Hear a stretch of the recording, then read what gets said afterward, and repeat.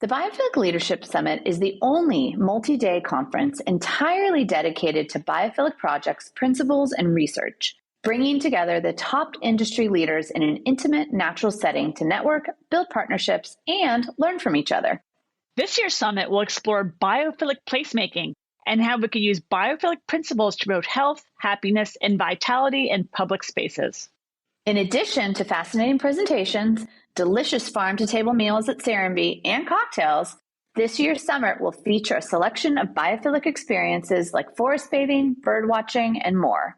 So join us in Serenbe for the 6th Annual Biophilic Leadership Summit from March 24th to March 26th, 2024. Learn more about the summit and register today at biophilic.summit.com. That's biophilic.summit.com. We hope to see you there.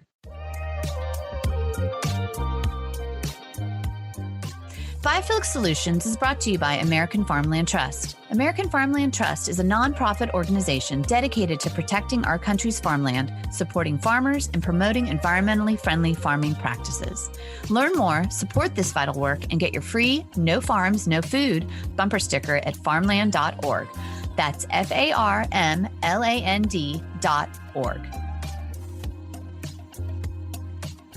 Hey, Jennifer. Hi, Monica. What are we doing here today? We are talking about why we made this podcast and who we are, actually. We never discussed who we are and why we're here. I know we're already 7 episodes in, which is pretty exciting. I think it's awesome. So I think it's about time, don't you? Yeah, I think so. I think we've had some great people on. And so now it's sort of a good opportunity to sort of like take stock. We're in the middle of the summer. What are we doing here? And why is everybody coming along with us? Exactly. That's such a good point. It's been so interesting so far. And I'm just like, each episode gets better and better. And I'm learning so much. And I think the more we share these voices, the better off we are to describe why we need nature now more than ever. Yeah, no, it is super important. And, I think I really wanted to start this because of the confusion, or really the unknownness, is that a word, around biophilia. Nobody really knows what it is. And still today, I bring it up a lot when I talk to people, and I get a lot of blank stares, but a lot of interest. So I tend to try and, explain it to them and, where it came from and how, but it's really a love of nature. It's a connection to nature, that we all need it, that we're all connected, animals, other people, the planet. And so how do we sort of honor that and rethink how we're living in a more thoughtful way to make sure that we're living, if you will, like a biophilic lifestyle? Yes. And also the fact that not only that we have to protect nature, but the fact that we become healthier humans when we are reconnected to nature. And I think that's the biggest thing that you just said when you try and discuss what biophilia is. People are like the blank stare of, I don't even know what you're talking about. That sounds like a foreign word. I don't get it. But it is that innate connection to all living things and the natural world. And when we disconnect from nature, we become unwell. And we can really see that in the people we've been talking to and everything that we've been learning and sharing. It's so profound, and it's so obvious, right? So obvious just to see why we need more biophilia, and how we've become so separate from the natural world. And it's really played such an impact on our health and well-being. Yeah, and I think COVID has sort of brought it to the forefront for everybody. Yes. That being outside was safer, and being in nature is obviously feels good and it's valuable, and then being able to engage with people outside has been safer. So how do we sort of continue to think about, or I really think about, as a very open thing, like no membership required. How do we build a biophilic movement? Mm-hmm. And for me, that just starts with education and awareness. Like, how do we raise awareness that there is this sort of idea, this hypothesis of having this love of nature and needing the connection. And if we sort of re-engage or reconnect, like you're saying, with nature, then, hopefully we'll spread it to other people. Hopefully our conversations are sparking new ideas, things that we'd never thought about, like Tim Beatley's talking about ethical cities. Like I'd never thought about like a city being ethical. And I just think that really sticks with me. And when I read news reports or articles or talk to people, I really kind of hold that close, as well as the perspective of Drew and being a Black man and a birder, and from his lens and eyes, you know, what he needs to consider when he's out birding, you know, as we know, you know, having lived in New York and having dealt with that awful situation last summer, you know, I just think that if we can bring people together, if we can create awareness, maybe we can grow a biophilic movement. And I think that a lot of people are already in the movement that they don't realize. I'm so glad you said that. I think that's the key, right? We all want to do better. And I think when I was, you know, outside, and I'm always walking in Central Park, and I would be with people, and I think we become so separate. But once you're in it and you're starting to learn about the landscape around you, you can't unsee it and you can't unknow it, because then you're there, you're like, wow, this tree is blooming so beautifully. I don't even know what this is. And then you kind of discover, and the more time you spend in it, the more you want to know more about it. You're like, oh, I didn't know this is so beautiful. Why is there a ginkgo tree in my backyard? I had no idea ginkgo grew here. And then you start learning about the bulbs of the ginkgo tree. I think this constant understanding of your space and place and time. And you start to get to know the landscape and then the seasons. And I think the more time we spend in nature, the more we want to protect that which we know, understand, and love. I think Richard Louv always talked about that. And it really like embedded into me a long time ago of, you're right. We want to protect that which we know and understand and love. Yeah, that's great. It's like demystifying some of it. You know, a lot of people don't get out of nature, didn't grow up camping. I mean, I didn't really grow up camping. But I do think, you know, one of the things when you do your nature walks for like, whether that's a private or for the big boards and corporations that you do to try and get their, you know, teams thinking healthier. And, you know, mental health is such an issue right now with people with COVID and then people trying to come back to the workplace. It's so important what you're doing to bring corporate teams into nature, like just a walk in Central Park. And so one of the things when I've gone on your walks before, which are amazing, is, you know, you ask people to touch things, which sounds so silly, right? Right. But it's like touch nature, like smell nature, even like, you know, pick up a rock or pick up the dirt, you know, because sometimes we're moving so fast. Like even if I'm like, oh, I'm going to walk through Central Park or I'm going to walk through the trails at Serenbe, you know, if I'm just sort of thinking about it as a point A to B, you're still getting the benefits of being in nature and seeing the green space and having that moment. But if you really stop and take a breath. Yes. I just think that's sort of incredible. And again, it goes back to these very simple ideas. A lot of them are common sense. So when somebody says it, they're like, oh, of course I should stop and really look at the leaf and, you know, see, can I just start to decipher what kind of tree that is or the colors of the birds? Yeah, all of that. And just touching, like you just said, we're moving so quickly that we forgot to actually touch the living organisms around us because we've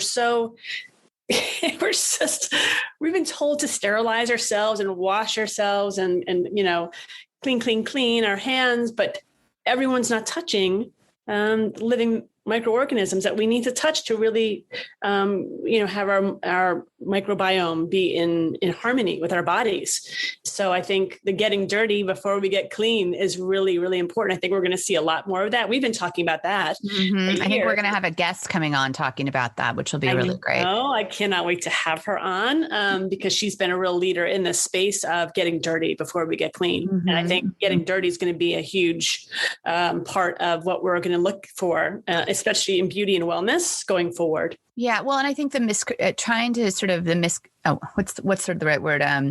Demystify things or misconceptions, because you talk about getting dirty, right? And so I think people have thought of nature and outdoorsy and people who camp or whatever only eat veggies as these hippies. And sort of dirty, you know, that it's sort of off the mainstream or off the grid.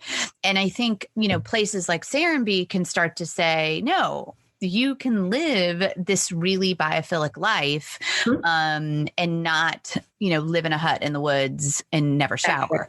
And that's the other thing is I think a lot of times people look at me like I'm giving them some weird education on this term, again, that it's fringe. And so how do we bring it into the mainstream by bringing on, really interesting people? Ideally, you and I are having conversations and we have questions.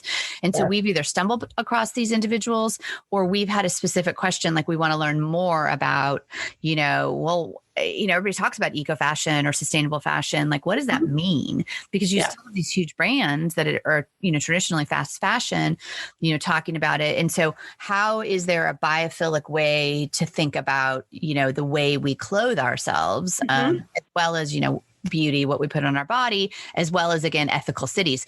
And a lot of times people will think, oh, those are like, one is squishy and one is hard, like these topics are. But I really think that we people, we talk about all those things. Like we can be talking about style and fashion and be a little fluffy, if you will, but we can also talk about really, more hard science, why trees are really important for health and everything. So I like the idea of not being one or the other, right?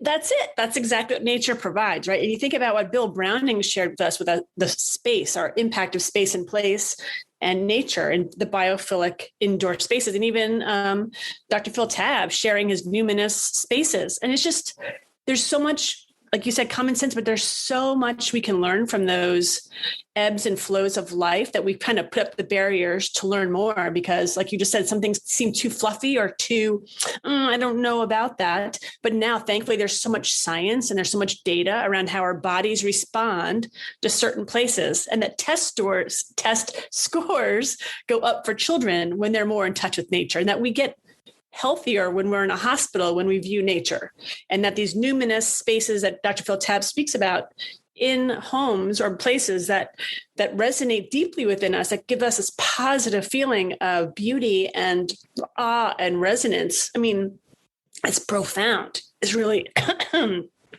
as my cold takes over, it's profound when you think about it's all there. So it doesn't have to be squishy. It's all a part of the human existence, right? Right. Well, and I think that, again, each word of mouth is so important. And I think each time we talk to somebody, it doesn't matter who it is, and we can start to explain what biophilia is and the importance of it, it's just another way to look at nature, right? Mm-hmm. It's another way that we can have a conversation about, planetary health and our health and the health of the living, animals and the plants that are on the planet. And, maybe question mark, right?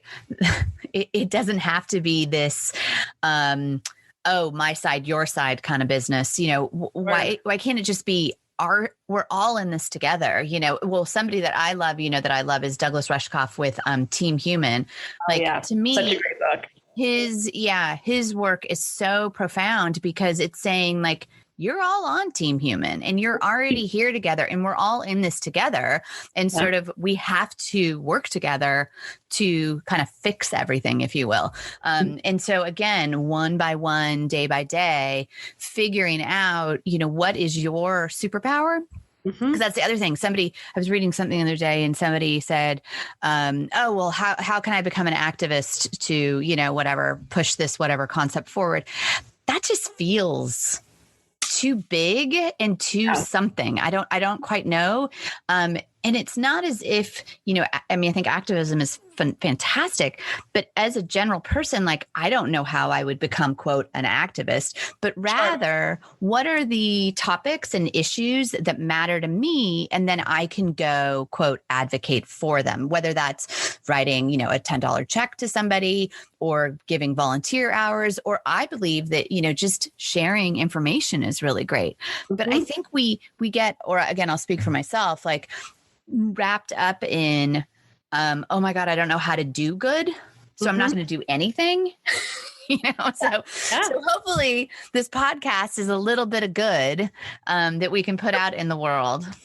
Yeah. And I think you're the walking proof of that. I'm just going to toot your horn for a second because you helped open my eyes, and Sarah and B helped open my eyes to the possibility of how we can live, because here I sit in my New York City apartment and there you are at Sarah and B, but my experience going to Serenbe, because of meeting you and Steve Nygren, I was able to see for the first time in my life what life could be like in harmony with nature. I grew up in the Bronx and I lived in Westchester, New York, and I lived in Florida and different places. But going to Serenbe was this, oh my gosh, experience of, I had no idea that this could be a way of life. And when I told Steve, oh gosh, I hate to leave here, I have to go back to reality. And then he said to me, Jennifer, this is reality. And I thought, oh my gosh, you're absolutely, of course it is. That's why everyone lives here. But it just didn't even dawn on me before I got there that there was a possibility to live the way you live, and you speak it so eloquently and so personally that everyone else can have this connection to nature. It doesn't have to be just Serenbe, but you can have a life that's more in tune and in harmony with one another and in nature. And that's what you have taught me over the past few years. And it's really changed me. Well, thank you. Yeah, I do think that people come to Serenbe and they don't think it's real. When people use the word utopia, and they can't quite wrap their heads around it. And I think that that's unfortunate that this isn't a more normal, or I don't want to say normal, a more typical way to live. But I think the positive, the uplifting concept is, you don't have to live at Serenbe. Obviously we would love you to, but like it's not have to be for everybody, but you can come or even just hear about it and take away the things that work for you. Right. And so part of what we're trying to do, which I also see in your work, is just trying to expose people to new ways to live, different ways to think, plant a blueberry bush at your house, find a local farmer, think about when you are buying a house, like, are there sidewalks? How are there porches? How close are the houses together? Will I know my neighbor? What are the ways that I can have community engagement? Do I have access to, a trailhead or just access to like a nature trail, right? Just something besides that little square patch of grass. So it's really about modeling and being. Here I'm going to go back to the advocacy word, which I like don't really want to hold, but being an advocate for a more thoughtful way to live.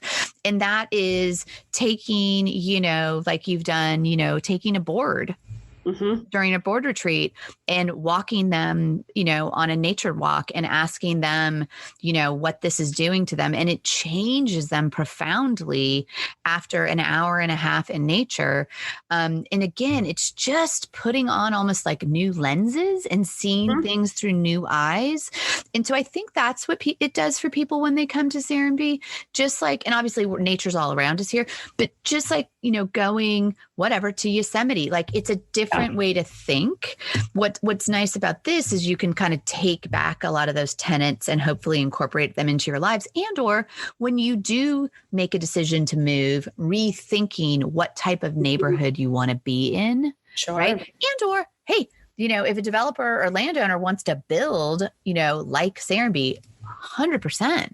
That is exactly what we want. We want more of this. So the people come and don't say, well, I don't understand this. This is, why are there kids running around on their own? And why are people talking to each other?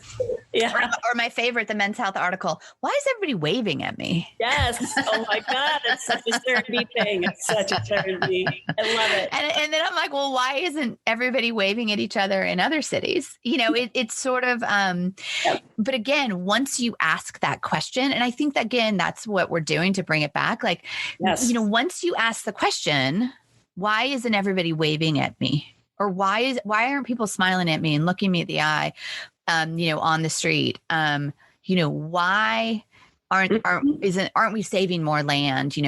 Why aren't there more trees in cities with an equitable, sorry, I should repeat that. Like, why don't we have an equitable amount of trees in cities? And why is it people with money versus less money? Yes. Like, it's terrible, and so once we ask these questions, it's such a great point. we're aware.